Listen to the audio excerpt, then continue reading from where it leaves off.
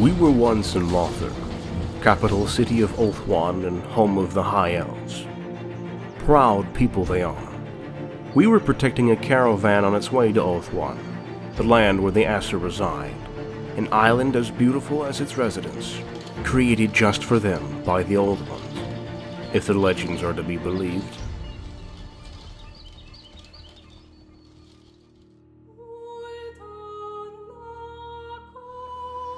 The High Elves, or the Aesir as they insist on being called, do not only want to keep themselves separate from other races, but also from each other.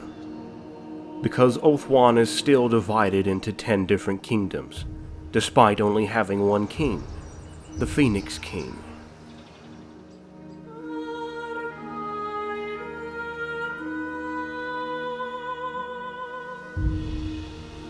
The kingdom we went to, Etain, is the first one amongst them, and the place where their king resides, in the huge city of Lothern, its residents numbering in the thousands. As many merchants nowadays do, we entered Lothern through the Emerald Gate, a mighty fortress spanning above the straits of Lothern, tall enough to let the largest galleon through.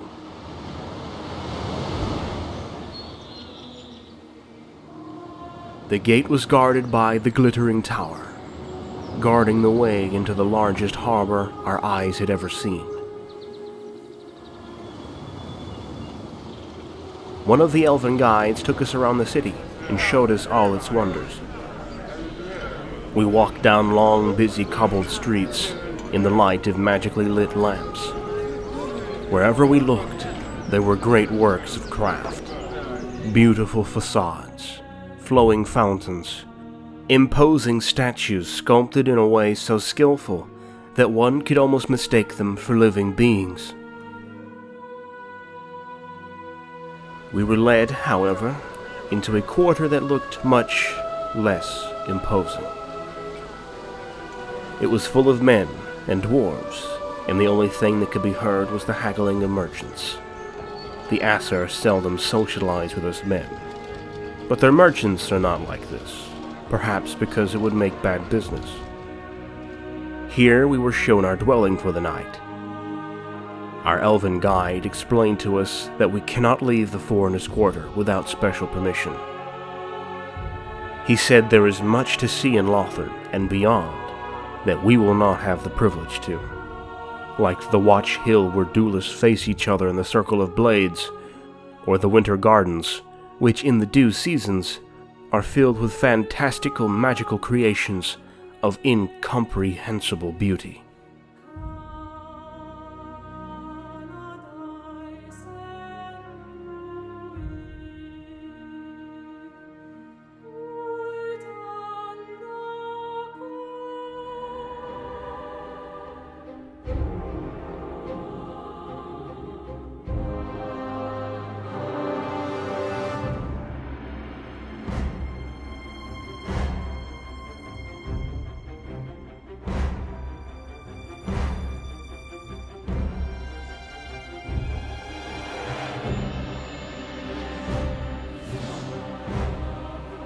Unlike the less civilized peoples, the Elves of Lothern do not employ slaves to crew their ships, or even common sailors, but rather the Sea Guard, a formation elite both on the sea and on land.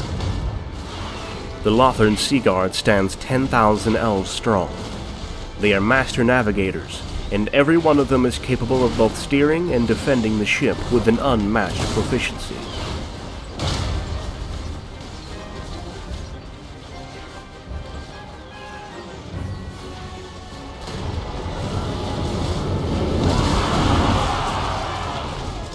Their thorough training and proud traditions mean that their discipline is equal to none. While all elven armies are well disciplined, the Sea Guard would always fight to the very last man and never break rank.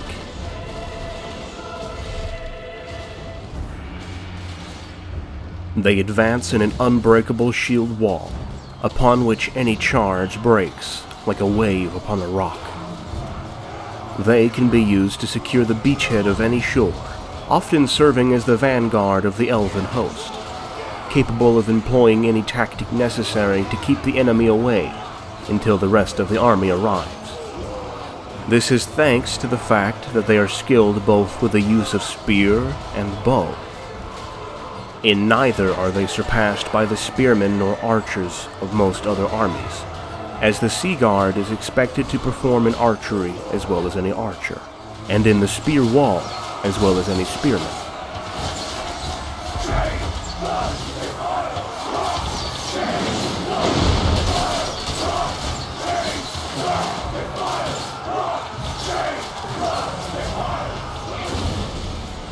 The famous Eagle Claw bolt throwers also play an important role in the armies of the High Elves.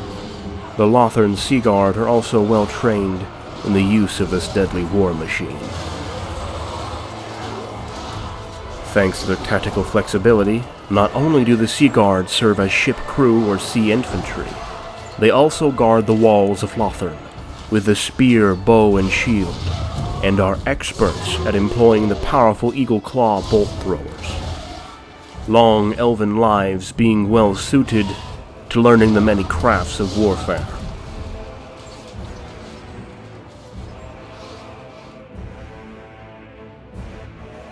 Lothern, however, is reluctant to employ its formidable military prowess without a very strong motive. The Aesir only go into combat if they have to, only if it is guaranteed to further the cause of order and delay the dominance of chaos.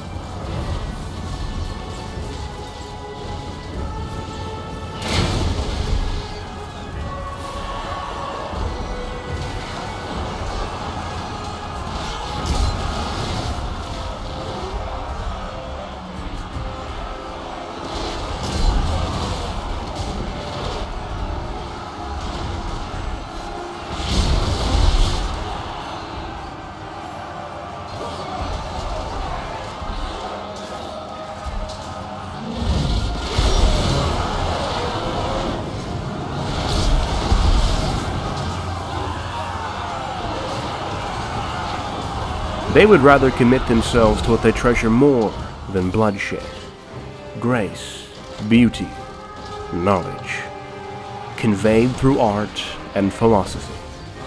They are conservatives who treasure tradition, prosperity, and order, and every elven death cuts short one of their long lifespans, cuts short what could be centuries of appreciation of the wise and the wonderful. A life of virtue and subtlety.